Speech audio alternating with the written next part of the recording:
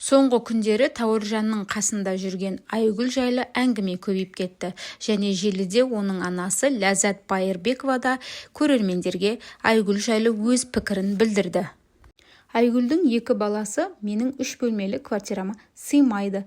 Мен оларды үйлендіруге шамам жоқ, деді анасы. Тәуіржан өзін асырап алсыншы бірінші. Менің ол балаларды асырауға шамам жетпейді. Өздері үй алсын, сосын үйленсін дейді. Неке қиса қия берсін. Еркектерге жалпы дінде 4 неке қиюға болады екен ғой.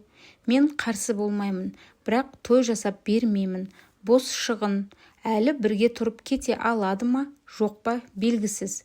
Тәуіржанға адал, таза, сөзі дұрыс қыз кездессінші деп тілеймін күнде, дейді анасы.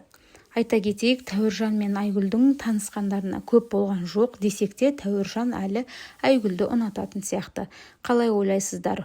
Бұл махаббат хикаясы қаншаға дейін созылмақ және Тәуіржан өзіне адал жар ретінде Айгүлді көре алады ма? Комментарийге қалдырып кетіңіздер.